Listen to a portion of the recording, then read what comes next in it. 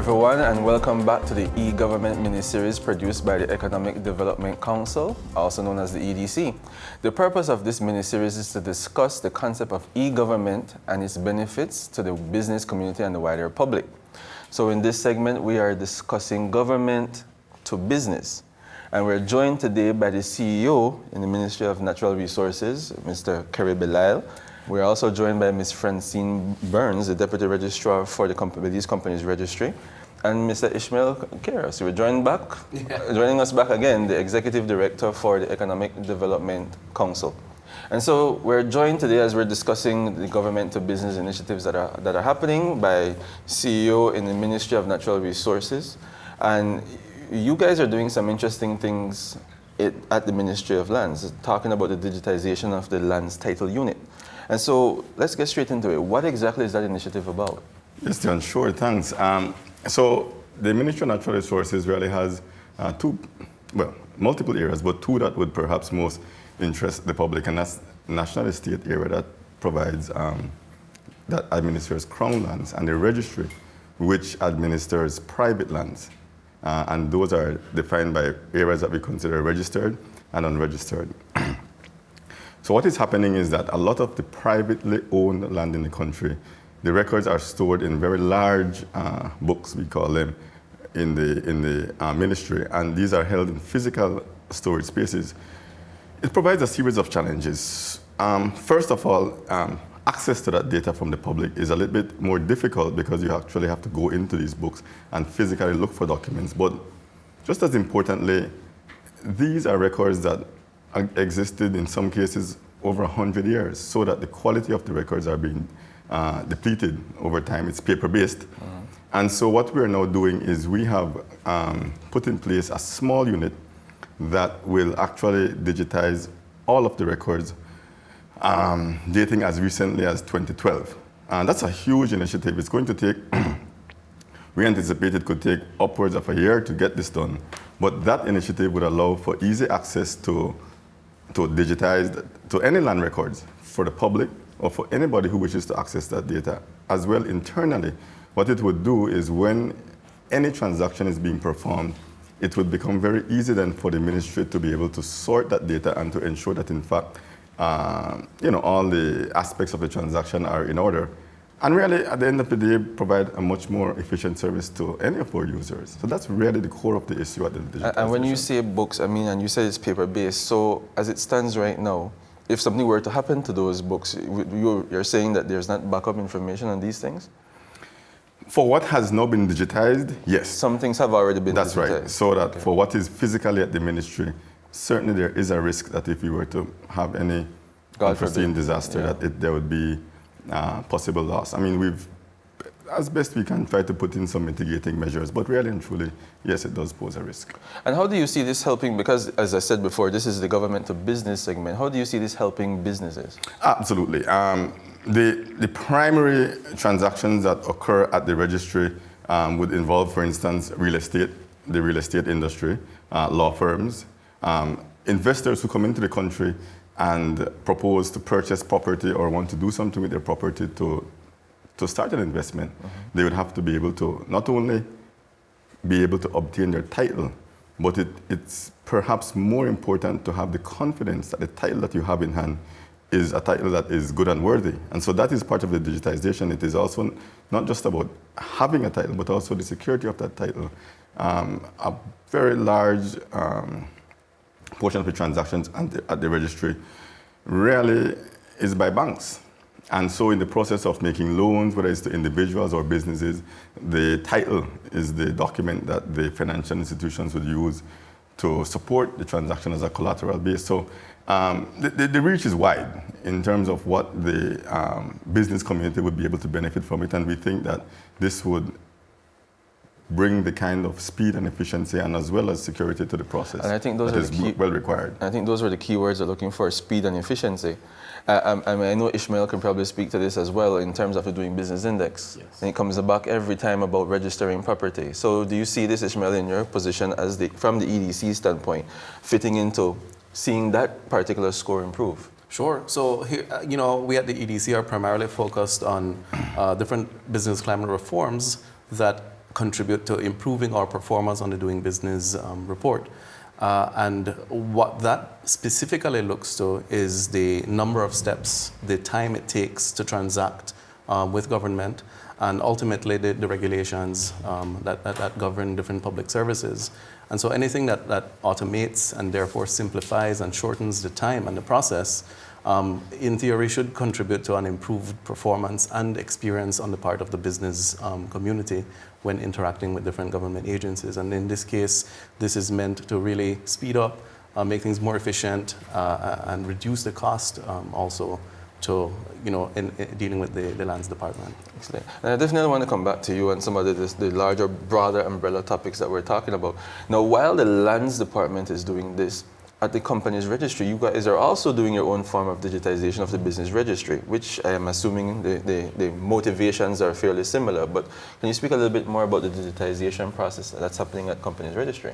Sure. So as you rightly said, it's definitely we have some of the same challenges. A lot of our processes are still manual, recording in manual registers, creating certificates manually, and so forth. So definitely the Digitalization Project, the end goal and the vision is to increase efficiency, accuracy, and provide a great product to the public, because that's what we're there for. Our office is there to serve the public, and it's to encourage businesses to come into the formal sector. And the better that we can provide that service to them, the easier we can make it for them.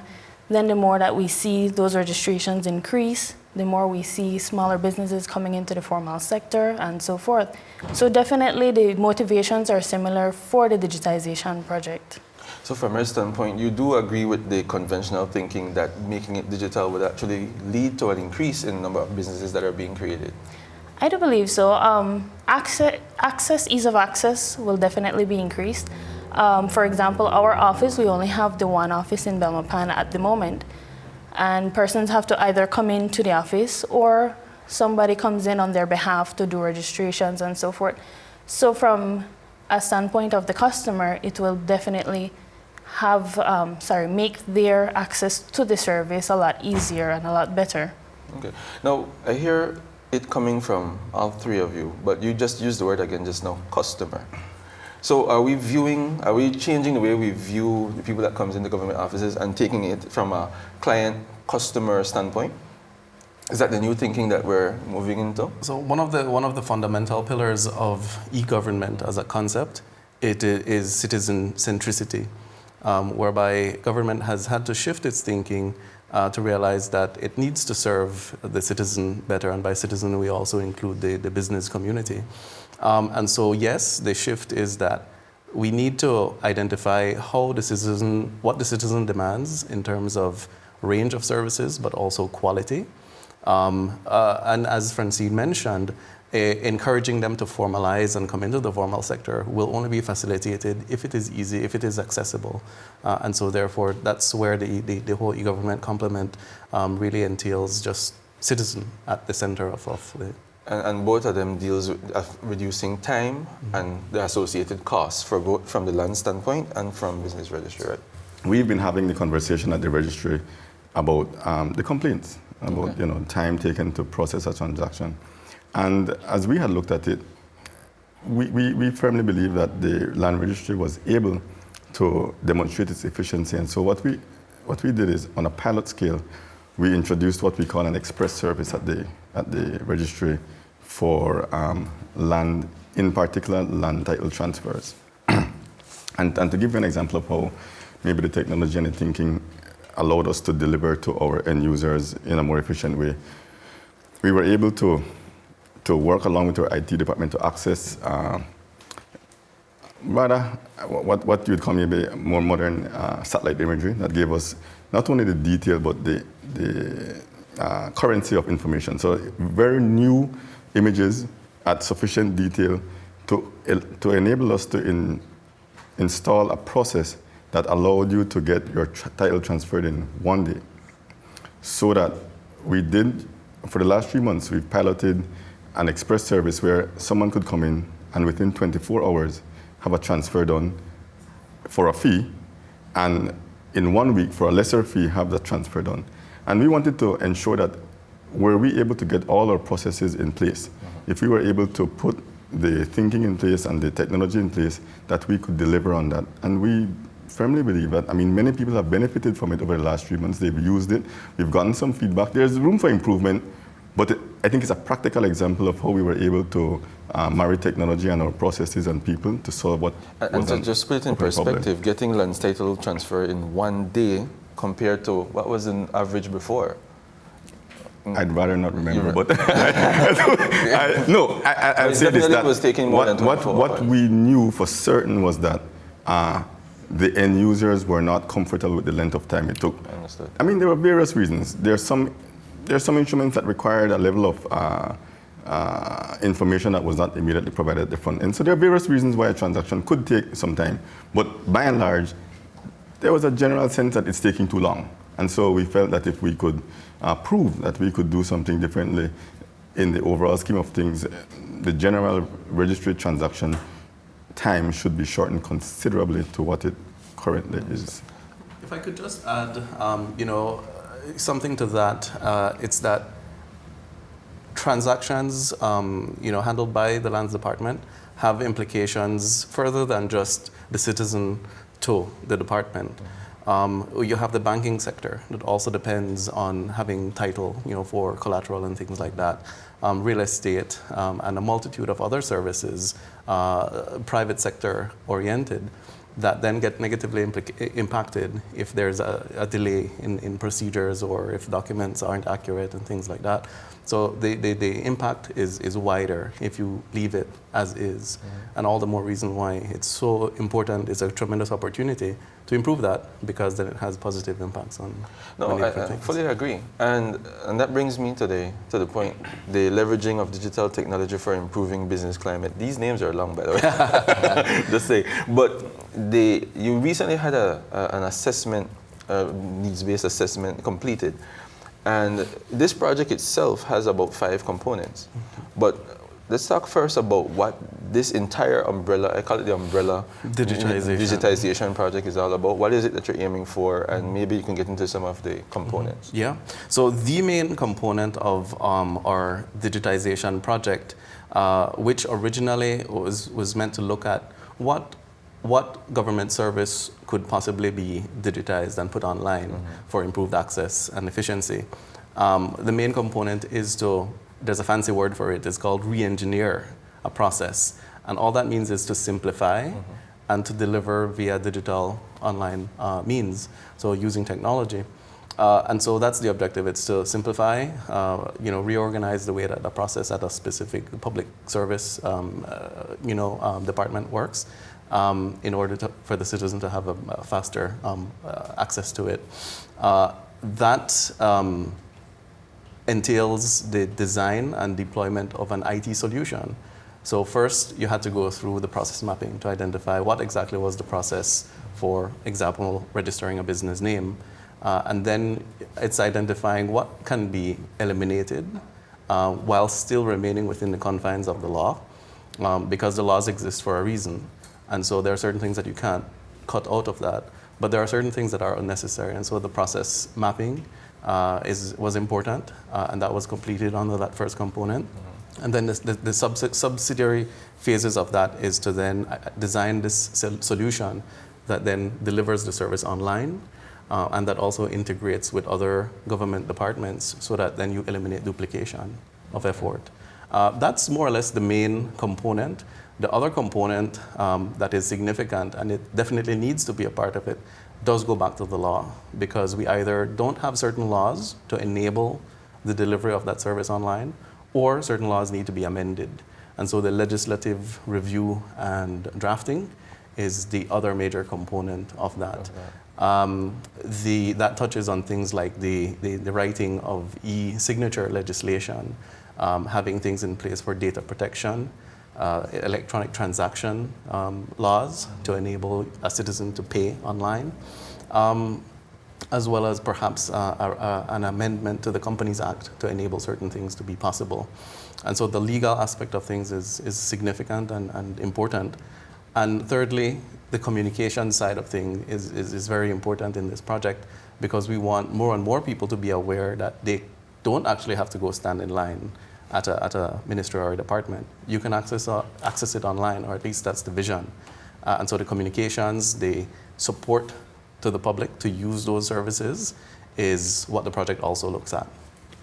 Do you, Ms. Burns, do you see any challenges in making some of these changes? Because Ishmael is talking about processes. I know I've read the mapping document, and it does speak about certain things that we are asked for now, passports, proof of address, those type of things that the document is somewhat recommending that may not be necessary when you move online. Do you foresee any difficulties with any of those things, or do you think it should be a smooth transition moving forward? I think with all change, there will be challenges from both the end user and from the registry's perspective. But I think if we do it in a phased approach, which is the intention, it will definitely ease the transition into the processes that exist now and the envisioned end process, which will be, like indicated in the future, online registrations and facilitating that ease of access. My last question for all three of you, any of you, is in terms of timeline. Is always timeline. When are we looking to see what we're seeing here at Lands, at the Companies Registry, and of course this overall umbrella project? What is the time frame that we're looking at here? So for the digitization process, we have already started. I see.